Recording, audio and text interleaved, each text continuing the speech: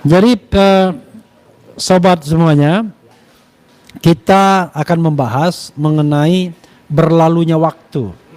Dulu Mas Roy diancam akhir April P21 dan ditahan. Kemudian Mei begitu juga. Akhir Mei bahkan konon katanya disiapkan nobar, nonton bareng, ya kan? Sampai ada yang bikin ini. Ya. Yakin Roy Suryo ditahan. Ya. Mak Lampir ini siap kasih 10 juta jika ucapannya salah.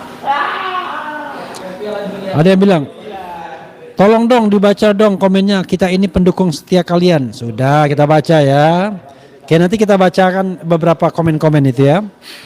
Jadi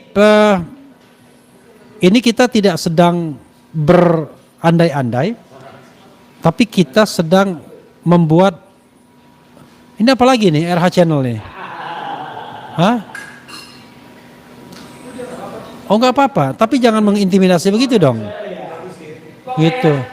Aparat saja nanti kamerawannya mengintimidasi. Iya, gimana? Nggak jelas ini. Dia dikit itu dia malah tertawa dia kan. Nggak ada wibawa nih bosnya. Oke. Inilah wujud keceriaan kita ya, walaupun kita live, tetapi tetap yang tidak live pun kita. Jadi ada pertanyaan yang menarik ya. Kita ini mau menegakkan hukum yang sebenar-benarnya. Jadi kalau kami mengatakan misalnya, wah Mei berakhir, P21 jauh, itu bukan berarti kami kemudian yakin 11.000 triliun persen bahwa tidak akan P21, tetapi kami melakukan penghitungan, melakukan sebuah analisis hukum yang insya Allah bisa dipertanggungjawabkan. Bahkan Pak Ugro dalam Rakyat Bersuara mengatakan, apa istilah Pak Ugro itu? Ya, saya jamin P21 tidak akan terbit. Baik. Nah, itu tentu berdasarkan hitungan-hitungan, berdasarkan analisis-analisis. Kita sudah sampaikan tadi, baik secara formil maupun material, kasus ini sudah tidak layak lagi dilanjutkan. Nah, ini ada the newcomer, kita akan dengarkan pendapatnya, yaitu Abdul Ghafur Sangaji dan kemudian Pak Ugro Seno. Karena Abdul Ghafur Sangaji sudah sering absen, kita kasih kesempatan pertama sebagai trigger mechanism. Apa alasan-alasan Anda untuk mengatakan bahwa seharusnya kasus ini dihentikan, tidak perlu P21, dan kemudian bagaimana menyelesaikan soal ijazah palsu ini kalau seandainya memang kasus ini harus dihentikan, dan dengan mekanisme apa dia dihentikan dan lain-lain. Silakan Abdul Ghafur Sangaji. Dan satu lagi Mas Ref. Ya. Dari Mas Abdul Ghafur Sangaji kita nanti pengen dengar kenapa ada kesan bahwa aparat itu tidak transparan dan tidak kemudian jujur menjalankan ini. Silakan. Oke. Ya. Terima kasih Bang Refli, Mas Roy, dan yang paling kami banggakan adalah Pak Ugro sebagai salah satu tokoh yang sangat kita panuti dan kita banggakan, dan ini adalah tokoh bangsa ya, bukan hanya tokoh milik Polri tapi juga sudah tokoh milik bangsa. Nama tokoh panuti itu seniornya Bu Ova Emilia Rektor. Karena rektor sebelum Ova itu namanya Prof Panut di UGM. Lanjut. Izin Mas Roy, Pak Ugro dan Bang Refli. Jadi gini, sebenarnya terkait dengan berkas perkara ini Bang Refli, saya menganalisanya bahwa ada ketidakjujuran dari Polda Metro Jaya, yaitu kurangnya akuntabilitas dan transparansi terkait dengan status berkas perkara. Kenapa saya katakan kenapa saya katakan ketidakjujuran dari Polda Metro Jaya? Karena sebenarnya sampai hari ini berkas itu, kalau analisa saya ya, secara hukum ini analisa ya. Ya, analisanya adalah gini. Tanggal 13 Januari 2026 itu pertama kali berkas dikirim ke kejaksaan. Tanggal 20 Mas Roy keluar P18. P18 itu adalah hasil penelitian berkas perkara dari jaksa berupa sikap atau pernyataan sikap bahwa berkasnya ini belum lengkap. Kemudian pada tanggal 26 Januari berkas dikembalikan dengan petunjuk sehingga keluar namanya P19. Jadi pada peristiwa itu keluar 2 P. P18 tanggal 20, P19-nya tanggal 26. Kemudian berjalan dengan waktu, Rismon mengajukan RJ dan keluar SP3-nya. Tanggal 17 April, Mas Roy, itu Dirkrimum Polda Metro Jaya mengumumkan kepada publik bahwa berkas perkaranya itu sudah dilimpahkan. Dan pada tanggal 21 April, Mas Roy, 4 hari setelah berkas diumumkan, dikirimkan itu, saya, Bang Refli dan beberapa teman pengacara yang lain bukan mendatangi ya, tetapi berkonsultasi atau berkoordinasi ya, atau berkonsultasi dengan jaksa peneliti berkas ya, beraudiensi secara resmi, bukan lewat pintu belakang ya. Ini untuk para termul ya. Dan kami punya hak diberikan oleh undang-undang boleh meminta audiensi. Bukan kayak ini ya, yang katanya kami punya hak dong gitu. Terus dia tebak-tebak manggis gitu. Kami juga Ini berkonsul ini iya. legal standingnya Iya. apa? Nggak punya Dia legal standing. iya. Ngomong dan itu bohong juga Iya. dia. Gitu. Sebenarnya dia nggak punya legal standing untuk berkoordinasi dengan siapapun. Dan nggak Karena dia bukan pihak yang berkepentingan, Mas Roy. bisa ngaco aja. Ya, oke. Kemudian tanggal 21 April kami beraudiensi dan jawaban dari jaksa adalah mereka belum menerima berkas. Nah, betul. Tetapi asumsinya mungkin beberapa hari setelah itu mereka menerima berkas. Karena sudah dikirim tanggal 17. Mungkin ada keterlambatan dari sisi administrasi ya. Oke. Kalau kita hitung sampai hari ini, Mas Roy, itu sudah lewat waktu yang ditentukan oleh KUHAP. Oh, sangat lewat sudah sekian lama. Ya. Ya. Sudah lewat waktunya, sehingga saya menduga bahwa terhadap pengiriman berkas P19 yang dikembalikan oleh Polda itu, ternyata keluar petunjuk pernyataan sikap dari jaksa. Asumsi saya loh, asumsi. Iya, tidak bisa. Karena kenapa? Setelah jaksa menerima berkas, maka berdasarkan pasal 138 ayat 1 Undang-Undang Nomor 8 tahun 1981 tentang KUHAP yang lama, kalau kita juntokan juga kepada undang-undang yang baru, KUHAP yang baru, dan kalau kita juntokan lagi kepada Pedoman Jaksa Agung nomor 1 tahun 2026, maka jaksa hanya punya waktu 7 hari untuk menyatakan sikap. Artinya pengiriman berkas pertama P19 yang dikembalikan itu, jaksa sudah mengembalikan berkas lagi. Harusnya ya. Saya berasumsi itu dikembalikan. Karena sudah lewat waktu 7 hari yang dimiliki oleh jaksa. Karena gini, di kejaksaan itu Mas Roy, kalau jaksa setelah menerima berkas perkara, dia tidak boleh memberikan sikap terhadap berkas perkara lewat dari 8 hari, lewat dari 7 hari. Aturannya itu ya. Karena sistemnya akan ditolak. Di kejaksaan itu ada namanya CMS. CMS itu Case Management System. Karena di sana semua P19, P20 itu, P21 itu udah menggunakan digital. Jangan-jangan ini sistem yang sudah automated, sudah computerized. Yes. Bisa diterobos kayak Gibran waktu dapat surat keterangan yang tanpa rapor 3 tahun tiba-tiba dapat surat keterangan gitu loh. Jadi Iya. ini jangan langsung percaya pada sistem, jangan-jangan itu. Ya, ini jangan-jangan ya. Jadi jaksa itu sebenarnya mengembalikan lagi loh berkasnya itu. Ya, saya berasumsi. Nanti kita minta Ya, pendapat Pak Ujro. saya berasumsi itu berkasnya dikembalikan lagi. Tetapi pengembalian berkas yang kedua Mas Roy tidak menggunakan P19 lagi. Jadi P19 itu tidak ada 2 kali, cukup 1 kali. Oh iya iya. Oh iya iya iya. Jadi ada di depan gini. Ya, gini. Oke, Nah, gini. oke. Jadi Mas Roy, terhadap pengumuman berkas yang diumumkan oleh Dirkrimum, itu asumsi saya dikembalikan lagi oleh jaksa. Tapi tidak menggunakan P19 lagi. Karena P19 itu cukup sekali pada tanggal 26 Januari itu. Jadi menggunakan apa? Menggunakan berita acara koordinasi. Jadi antara penyidik dan jaksa ada namanya berita acara koordinasi. Jadi jaksa mengembalikan lagi dengan memberikan pendapat lagi bahwa ternyata penyidikan tambahan Anda ini tidak sesuai dengan apa yang saya berikan petunjuk gitu. Nah, maka di akhir Mei berkas itu dikirimkan kembali. Yang diumumkan oleh Kabid Humas Polda Metro Jaya. Artinya ada 2 kali pengembalian P19. ketika bilang surprise. Surprise itu? Itu berarti nggak pakai P19 itu, Enggak. ya toh? Berita acara koordinasi. Iya, dia pakai surprise, Pak. Iya. Kayak mau kasih hadiah. Iya. Wah, Makanya mereka sebenarnya udah mengirimkan kedua kali lagi. iya. Ya. Surprise-nya nggak P21 juga gitu loh. Iya, itu surprise. Nah, kesimpulan saya Mas Roy, sebetulnya Polda Metro Jaya itu tidak transparan terhadap hasil penelitian berkas perkara yang diumumkan oleh Dirkrimum pada tanggal 17 April. Itu saya menduga dikembalikan lagi. Artinya pengembalian ini udah 2 kali. Pada tanggal 26 Januari dikembalikan. Bisa jadi bulan Mei kemarin, di awal bulan Mei itu berkas dikembalikan lagi.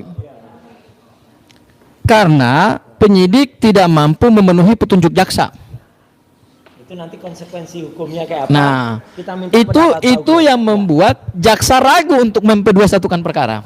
Makanya dia kembalikan lagi. Tetapi dari pihak Polda Ya. tidak ada transparansi kepada publik dan mereka tidak mengumumkan kepada publik bahwa ternyata jaksa mengembalikan lagi berkasnya mereka. Karena gini, kalau itu diumumkan kepada publik, makin boncos mereka. Iya, udah Karena ketahuan. akan dikritik lagi. Iya, ketahuan ini LP-nya nggak jadi. Iya.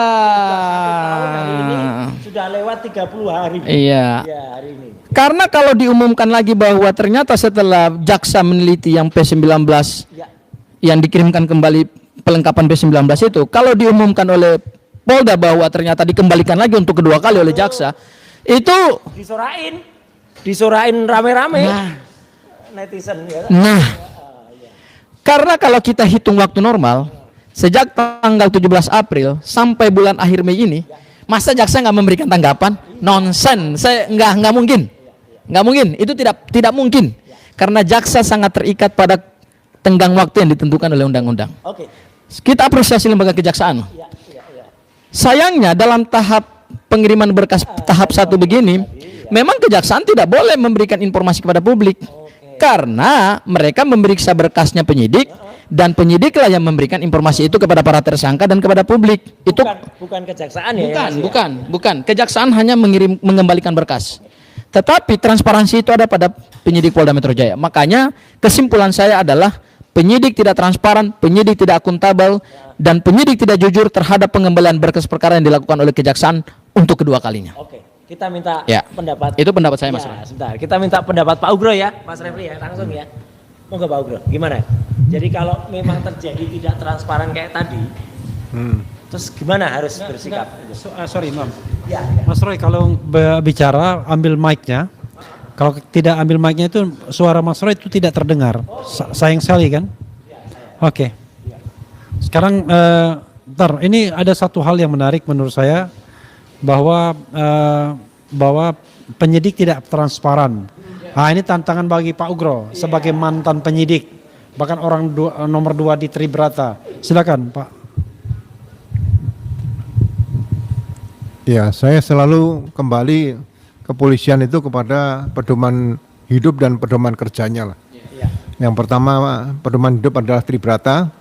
Saya lebih cenderung kepada Tribrata yang produk yang lama, ya.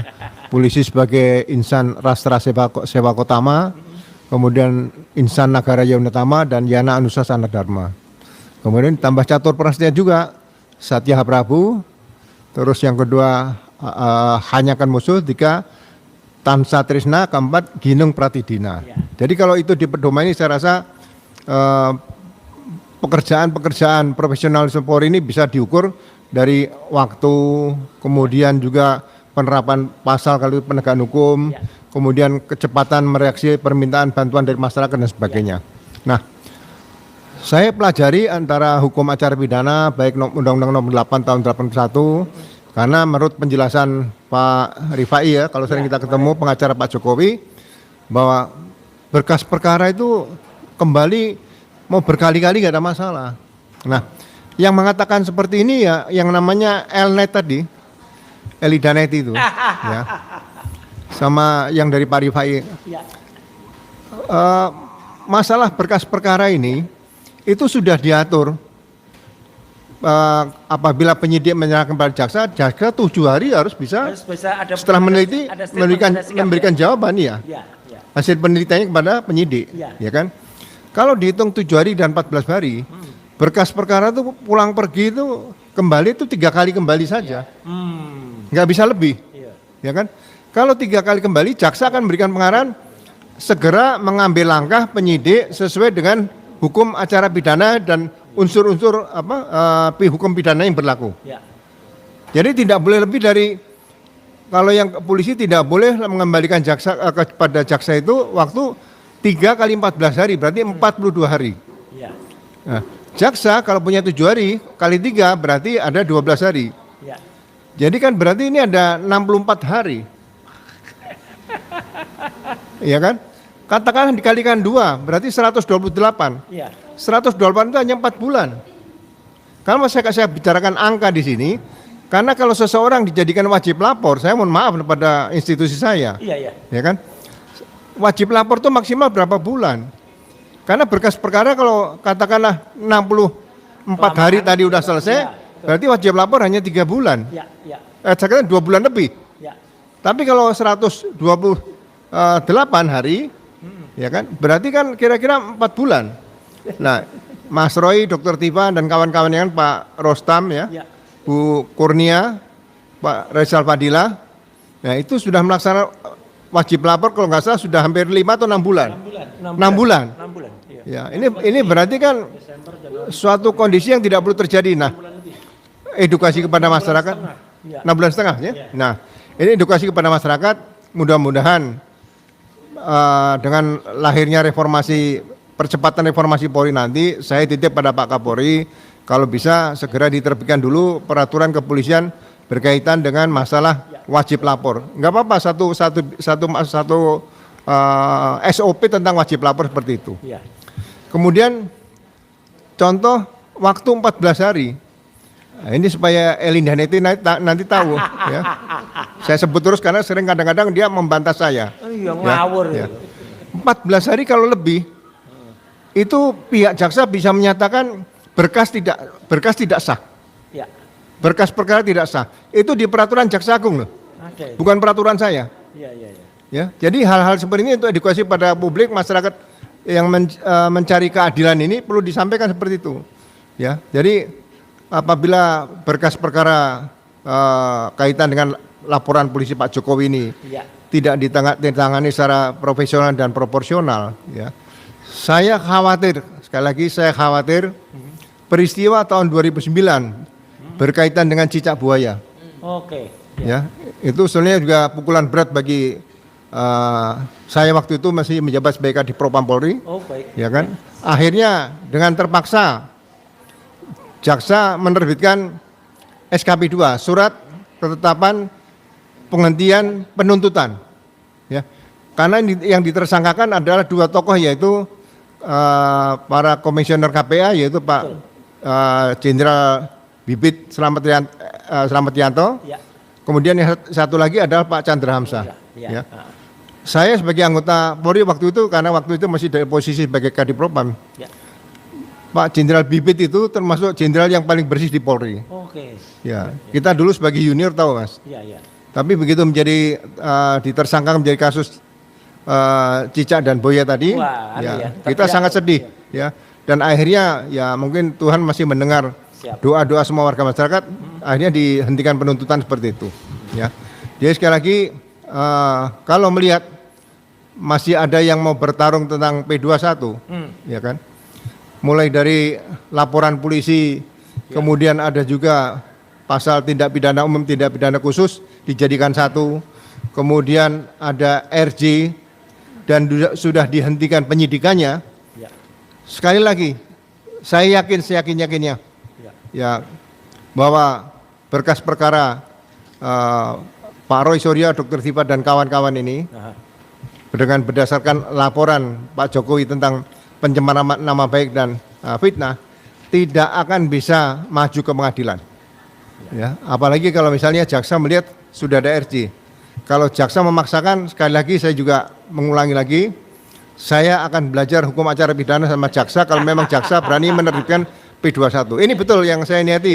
Saya akan bertanya, kira-kira pasal hukum acara pidana, pasal KUHP, Ya.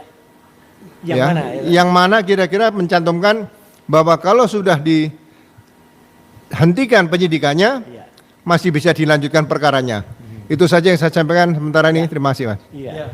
Jadi sobat semuanya, ada satu hal titik krusial dari pernyataan Pak Ugro tadi yang juga disampaikan Mas Didi tadi, seorang ahli pidana ya. Jadi karena kasus ini adalah delik aduan, maka penerbitan SP3 surat perintah penghentian penyidikan itu harus disertai terlebih dahulu dengan pencabutan laporan karena ini delik aduan. Jadi karena sudah dicabut laporannya dan laporannya dalam satu bundel, dalam satu nomor laporan, maka ketika itu dicabut laporannya atau LP-nya, maka secara keseluruhan berhenti semua kasus itu karena tidak ada lagi dasar untuk melakukan proses hukum berikutnya. Itu argumentasi yang hingga saat ini ditolak oleh lawyernya Jokowi sampai kita debat di iNews dan lain sebagainya. Tapi saya khawatir mereka gagal paham karena mereka bicara tentang individual responsibility, sementara kita bicara mengenai administrasi perkara yang formilnya harus benar, barulah kemudian materialnya bisa diperiksa. Tapi kalau formilnya sudah tidak benar, sudah dicabut laporannya, apalagi dasar untuk memeriksanya secara material. Itu yang harus dipahami oleh teman-teman lawyer-lawyer dan para termul rasanya ya kan. Mas Roy, ini your turn untuk menyampaikan sesuatu. Jangan lagi bicara tentang sahabat baik Anda ya.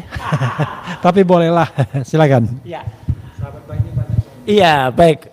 Mas Refli, Pak Ugro, Mas Gafur dan semua penonton saat ini. Jadi kalau dihitung tidak terasa sebentar lagi ya Pak Ugro.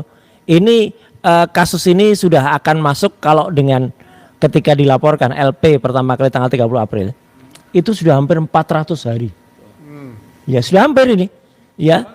Sekarang hari ke-397. Ya, jadi sudah hampir 4. Iya. Iya, 396. Jadi sudah 400 hari. Ya. Dan inilah yang luar biasa. Jadi kalau kita lihat di samping saya tadi mengquote statementnya Mas Gafur bahwa ini ada tidak transparan ya gitu prosesnya. Rakyat harusnya juga bisa bertanya loh ini Mas Refli, karena gini, kalau saja hal ini terjadi pada ya mohon maaf ini pada kasus seorang mantan presiden ya, dan jelek-jelek gini saya mantan menteri gitu ya, kalau terjadi ke masyarakat bisa lebih fatal lagi, bisa seenaknya lagi nanti kasus itu bisa bolak balik nggak ada aturannya. Ini sudah jelas iya, dan dibentak-bentak gitu loh, bentak oleh Kasbujo ya waktu itu. Jadi ini yang jelas adalah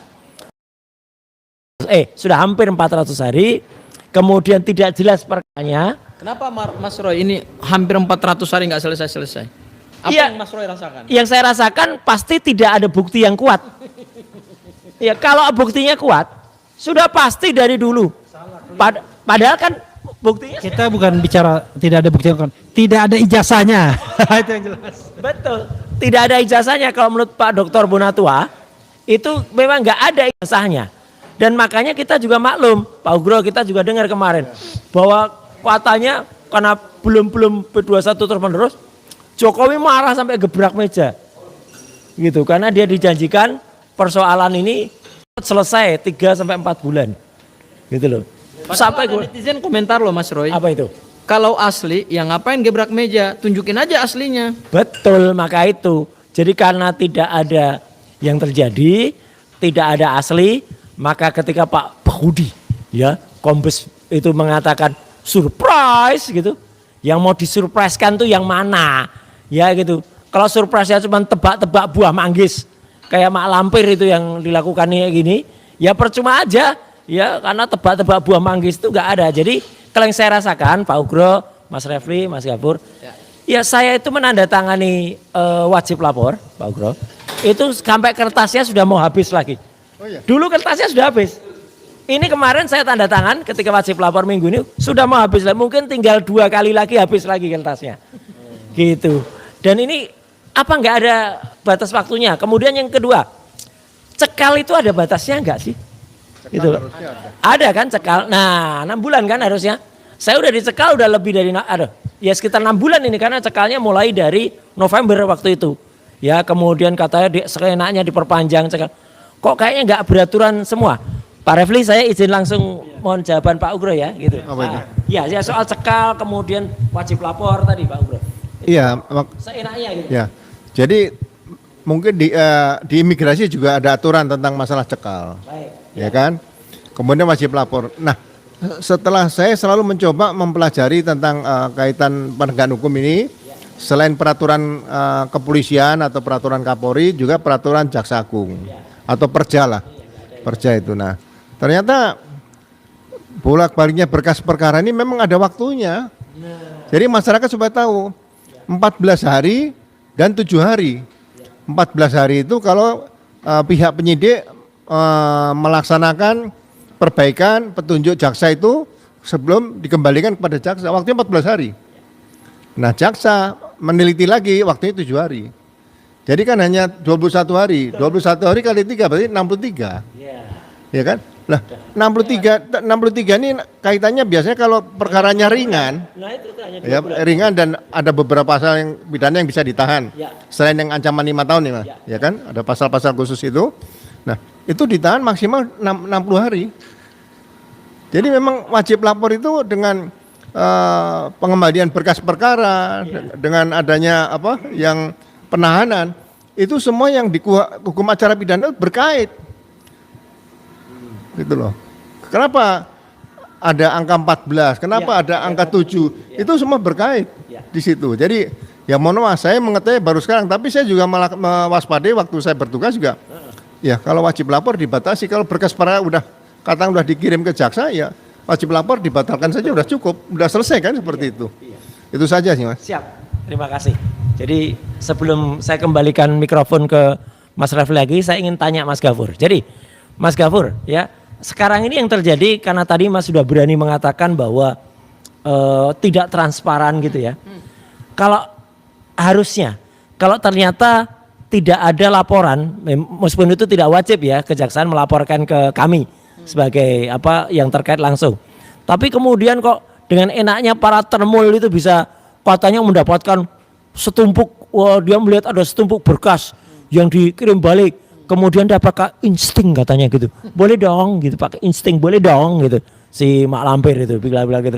Itu apa itu kayak gitu tuh Mas? Dan harusnya informasi-informasi semacam itu tuh seberapa transparannya harus dilakukan agar kepolisian dan juga kejaksaan itu menjadi punya marwah lagi di masyarakat. Ya. Baik, Mas Roy. Jadi gini, ini penegakan hukum, bukan tebak-tebak buat manggis.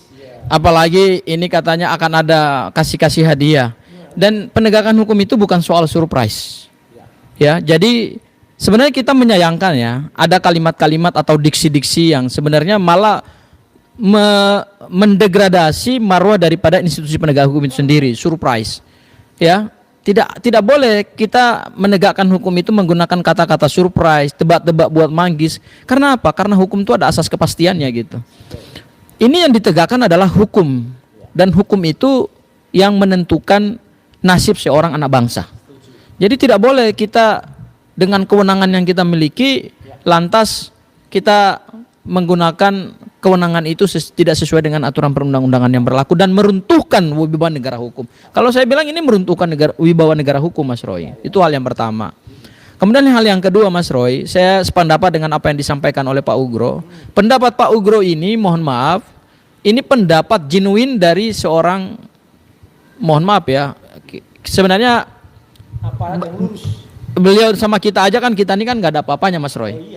Beliau ini kan mantan Wakapolri ya, mantan penyidik senior ya.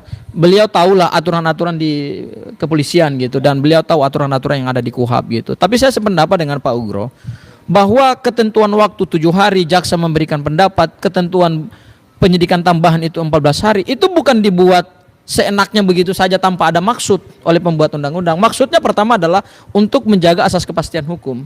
Jadi penyidik itu ketika ingin menetapkan orang sebagai tersangka, dia harus firm dulu terhadap bukti. Takutnya kalau dia tidak firm terhadap bukti, perkara digantung oleh dia gitu loh. Makanya aturan perundang-undangan memberikan batas waktu itu supaya penyidik hati-hati untuk menetapkan orang sebagai tersangka. Tidak prematur, itu satu. Kemudian yang kedua adalah Ini demi asas perlindungan terhadap hak seorang tersangka. Tidak boleh penyidik dengan kewenangan besar yang dia miliki tidak tunduk kepada undang-undang lantas dia merugikan kepentingan tersangka. Itu nggak boleh. Karena apa? Karena di dalam hukum acara pidana kita, di dalam sistem peradilan pidana kita, kita ini menganut yang disebut dengan due process of law, bukan crime control model. Jadi kalau kita belajar hukum pidana, sistem peradilan pidana, Mas Roy, di dunia ini kan dibagi dua. Pertama ada yang namanya crime control model, yaitu seorang tersangka itu dari awal sudah ada prejudice bahwa dia ini pelaku kejahatan. Itu nggak boleh, dia ini objek. Jadi kapan saja harus disikat, pokoknya tidak ada kepastian hukum buat dia gitu. Itu crime control model dan itu sudah kita tinggalkan. Kita menganut due process of law, yaitu semua harus pasti dan rigid. Makanya hukum acara pidana kita sangat rigid. 14 hari yang ditentukan oleh undang-undang itu ada maksudnya. Supaya orang itu tidak dipermainkan statusnya gitu loh. Tidak dikriminalisasi. Tidak dikriminalisasi berulang-ulang. Ya, itu dalam kerangka perlindungan hak seorang tersangka dan perlindungan hak bagi warga negara. Ya, jadi itu maksudnya itu. Nah, kemudian Mas Roy, apalagi tadi pertanyaannya? Ya, kalau tidak transparan kayak gini, iya. itu kan kemudian membuat masyarakat jadi tidak percaya. Ini bahaya nggak bagi institusi? Loh, iya gini. Sebenarnya yang dibutuhkan dalam perkara ini adalah kita transparan. Kenapa transparan? Tadi saya kutip istilah Mas Roy, ini perkara bukan perkara kecil ya. Di dalam ilmu hukum pidana material ada satu kualifikasi delik yang disebut dengan delik propria. Delik propria itu adalah jenis delik pidana yang melibatkan orang dengan jabatan khusus. Ini buat supaya nggak ngantuk ya. Ada delik propria, nggak ada delik pro wanita ya? Ini namanya delik propria. Ya propier gitu ya. Delik propria itu adalah suatu jenis delik pidana yang melibatkan orang dengan kondisi khusus atau jabatan khusus atau keadaan khusus. Baik sebagai pelapor maupun juga sebagai terlapor. Pelapornya ini kan mantan Presiden Republik Indonesia, Mas Roy. Dan yang dilaporkan ini mantan menteri. Artinya dua jabatan tertinggi di Republik ini kan sekarang sedang saling berhadapan-hadapan untuk mencari kebenaran dan mencari kepastian hukum gitu loh. Iya kan? Masa penyidik tidak transparan? Nggak boleh dong. Kalau penyidik tidak transparan, berarti kita bukan menegakkan hukum, kita sedang menegakkan kekuasaan. Nah, kenapa saya katakan perlu transparan, Mas Roy? Pada saat penyidik mengembalikan berkas P19 dengan petunjuk-petunjuk itu, saya yakin dan percaya di bulan Mei, entah mungkin itu di awal atau di pertengahan Mei, itu sudah dikembalikan lagi oleh penyidik, oleh jaksa. Saya punya kajian bahwa itu sudah dikembalikan oleh jaksa. Tetapi tidak ada transparansi dari penyidik. Nah, ini yang lucu. Ya, ini. Karena kalau ada informasi bahwa dikembalikan lagi oleh jaksa, berarti hasil penyidikannya penyidik itu meragukan dan tidak memberikan keyakinan kepada jaksa. Kalau hasil itu sudah meyakinkan jaksa peneliti, pasti P21. sudah P21, Ya. kan? Iya. Makanya mereka berharap, Mas Roy, mereka berharap setelah di akhir Mei ini diumumkan oleh Kabid Humas Polda Metro Jaya bahwa kami sudah kirim. Sebenarnya yang mereka kirim itu adalah berkas yang P19 yang kedua kali loh. Iya, betul. Bukan yang pertama kali, bukan. Iya, karena waktunya sudah. Iya, karena kejaksaan itu lembaga yang sangat patuh terhadap ketentuan waktu. Nah, dikembalikan kedua ini, mereka kan berharap P21. Belum tentu. Belum tentu. Itu kan harapan termul. Makanya judul kita kan hari ini adalah Jumat apa? Ya. Jumat keramat buat termul kan tidak terjadi. Apalagi tadi katanya mereka lagi. Dan hari ini informasinya ini bukan tebak-tebak buah manggis ya.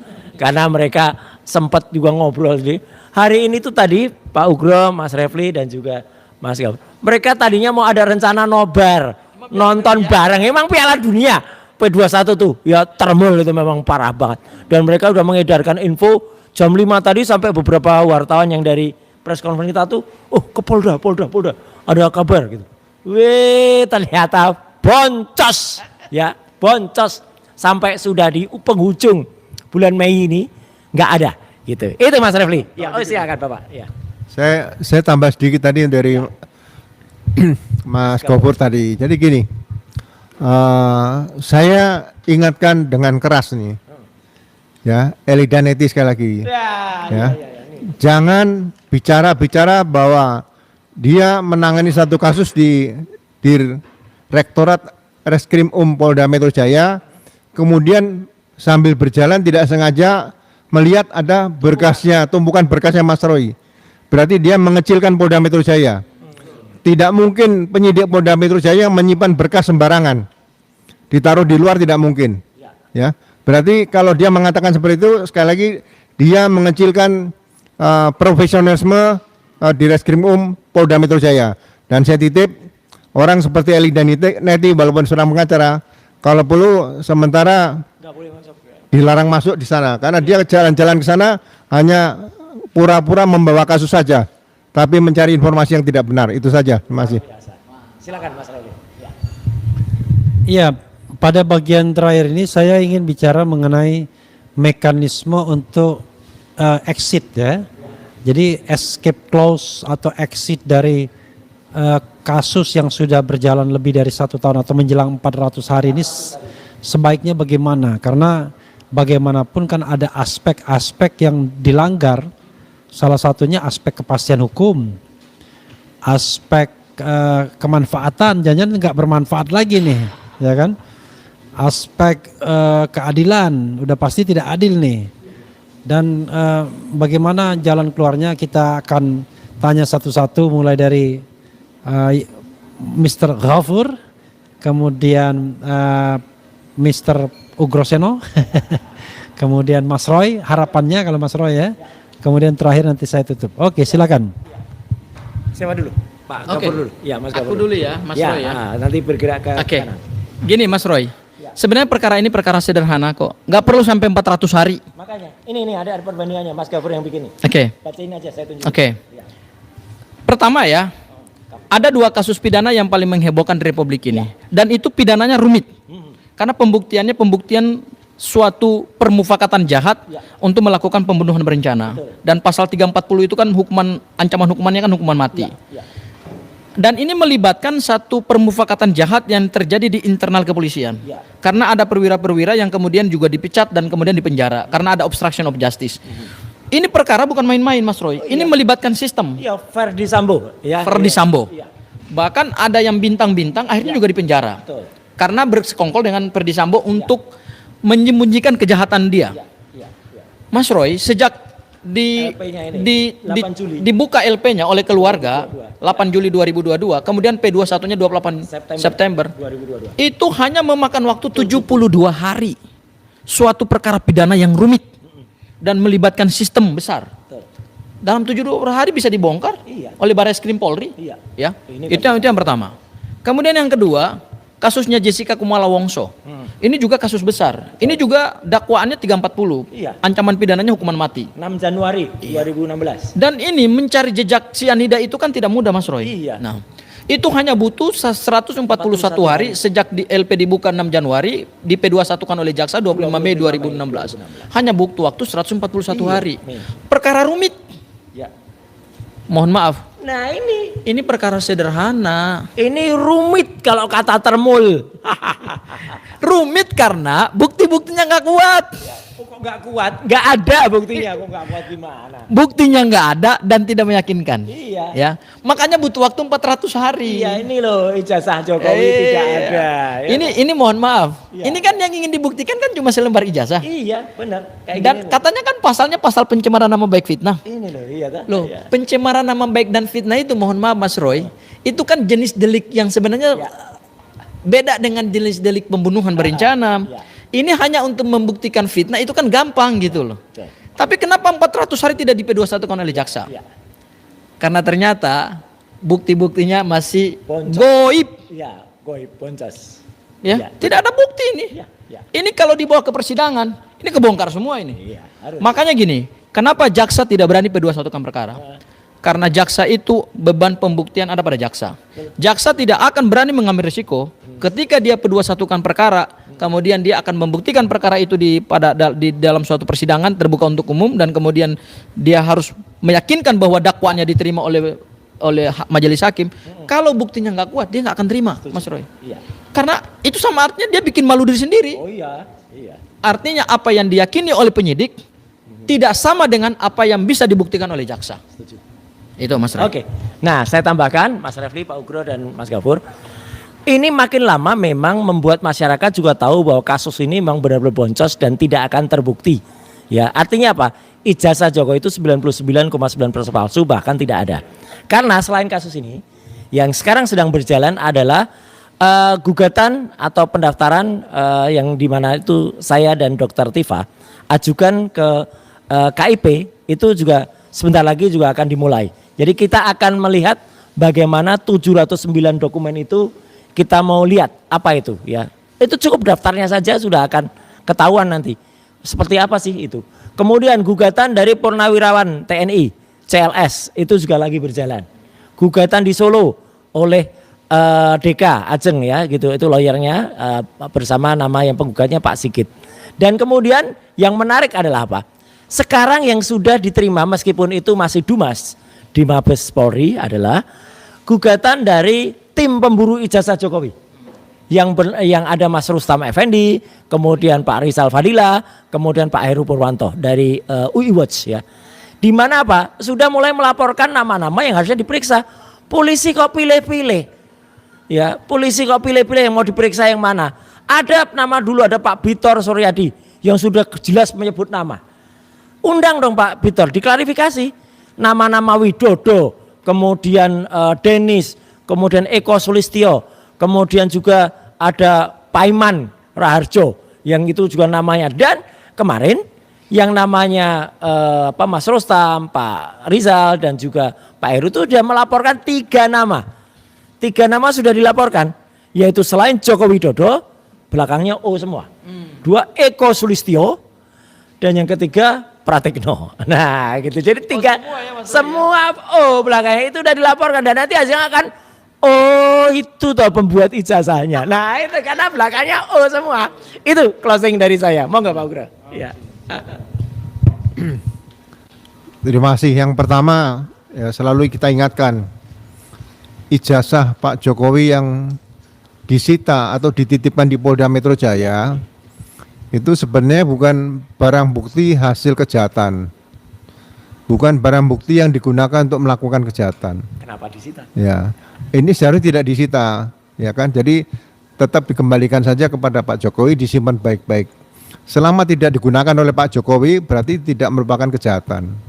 Jadi nanti barang bukti yang perlu disita dirubah saja, yang bisa disita dari 3 KPU tadi ya, yang sudah ada, sudah digugat melalui KIP oleh Pak Bonatwa, itu menjadi barang bukti, ya kan, diduga palsu. Nah, itu baru dibuktikan, baru pencemaran nama baik. Saya yakin kalau SP3 Egy Sujana Damai Lubis Rismon ini sudah diterbitkan, berarti perkara pelaporan Pak Jokowi dan kawan-kawan itu selesai, sudah dihentikan. Ya, kalau ini bisa dihentikan perkara pelaporan Pak Jokowi dan kawan-kawan tadi, saya yakin lah rupiah akan menguat. Wah. Ya. Sebentar lagi rupiah mencapai kemerdekaan Pak katanya. Nah itu kan yang sudah 17.800. Kalau 17.845 merdeka. Ya, jadi saya kadang-kadang sambil gue seperti ini supaya kita ke depan tidak ingin lah mempidanakan Pak Jokowi. Pak Jokowi simpan aja saja Pak. Bapak tidak akan terlibat. Yang terlibat adalah yang menggunakan saja, nanti pemilik hanya sebagai saksi di situ. Dan nanti terserah jaksa, kalau jaksa menerima berkas perkara bahwa itu pidana cukup kuat, ya saya berharap dugaan ijazah palsu tadi memang terbukti karena menyangkut pemilihannya adalah kepala negara yang ke-7 di Indonesia. Ya, deponering bisa dilakukan berdasarkan Undang-Undang Kejaksaan Negara Republik Indonesia. Itu saja, terima kasih. Ini ada dari Mekah katanya, tolong di sapa juga Munawir Al-Ghazali dari Mekah menyimak, semangat terus para pejuang kebenaran dan keadilan untuk seluruh anak bangsa Indonesia. Karena dari Mekah kota suci ya kita sapa. Jadi sahabat sekalian, kawan-kawan semua, ini bagian terakhir ya. Kita harus lihat dari dimensi sosial politiknya. Kasus ini secara teknis mudah pembuktiannya, secara teknis tidak sulit, tetapi yang sulit adalah sosial politiknya. Jadi penyidik tidak bisa dan tidak berani untuk bersikap independen, sementara pihak Pak Jokowi sendiri gengsi untuk mengakui kesalahan dan kekalahan. Karena kalau memang memiliki ijazah sokol asli tersebut sudah lama selesai ini ditunjukkan. Tetapi kita pun dengan nuansa yang sangat meyakini, yakin itu apa yang ditunjukkan pada tanggal 15 Desember 2025 itu termasuk barang gaib juga sebenarnya. Yang kemudian muncul tiba-tiba wus gitu kan. Dan sekali lagi bahwa kalau kita bicara tentang pembuktian, kalau Anda punya bukti yang kuat, Anda akan keluarkan dalam tahap pertama untuk mengkick lawan. Gak mungkin Anda kemudian dikeluarkan di tahap akhir setelah semuanya capek dan Anda sendiri juga capek. Jadi makin menunjukkan bahwa memang ijazah itu boncos, tidak ada. Tetapi sekarang yang dipikirkan bagaimana escape clause-nya. Nah sebenarnya Mas Roy kan sudah mengatakan bahwa kasus ini harusnya dihentikan. Ya sudah itu aja. Jangan lagi berpikir Anda Pak Jokowi mau menang. Bahwa semuanya minta ampun dengan restoratif justice. Karena Mas Roy tidak akan meminta RJ, Dr. Tifa tidak akan meminta RJ. Dan kalau Anda mau kuat-kuatan seperti itu, maka yang terjadi adalah nanti Pak Jokowi akan malu sendiri. Tidak hanya malu, barangkali akan menghancurkan reputasi dan kemudian dinasti. Jadi hancurkan reputasi dan dinasti. Karena kalau memang ada, tidak mungkin jadi bulan-bulanan seperti ini. Ya, karena itu sekali lagi kita berpikir dengan bijaksana bahwa kasus ini dihentikan, jangan kriminalisasi anak bangsa, lalu dibuat fact finding team bila perlu untuk melakukan penyelidikan secara independen terhadap ijazah dan latar belakang bahkan. Nah, hasilnya diserahkan ke presiden, nanti biarlah presiden yang kemudian memaafkan atau apa sesuai dengan kewenangan dia, kan begitu. Bisa memberikan amnesti kalau memang belum dimasukkan ke pengadilan, bisa memberikan ya amnesti lah terutama. Kalau misalnya dinyatakan bersalah bisa dikasihkan gerasi. Nah mungkin itu lebih baik sebagai anak bangsa, tapi yang jelas bahwa kebenaran itu walaupun pahit harus ditegakkan sebagai pembelajaran bagi anak bangsa bahwa negara ini adalah negara hukum dan ada harapan hukum ditegakkan di era pemerintahan Presiden Prabowo ini. Ini ujian bagi pemerintahan Prabowo apakah bisa menegakkan hukum yang sebenar-benarnya terhadap mantan presiden sekalipun. Itu saja, terima kasih Bro Gafur, Mas Roy dan Pak Ugro. Dan kita bertemu bukan esok pagi tetapi hari ini juga. Karena ini sudah pukul lebih dari 00 ya. Sudah hari terakhir, sudah tanggal 31 Mei. Masih 30 Mei. Tapi masih hari Sabtu. Besok hari Minggu. 31 Mei. Lalu kalau dia katakan bahwa pengumuman itu pada akhir Mei udah lewat. Kecuali tadi ketidaktransparan dari Polda Metro membuat dia nekat untuk mengumumkan di hari libur. Independen ya? Ya. Bukan Inden Pinten ya? Inden Pinten. Untung saya ngerti-ngerti bahasa Jawa sedikit ya. Wassalamualaikum warahmatullahi wabarakatuh.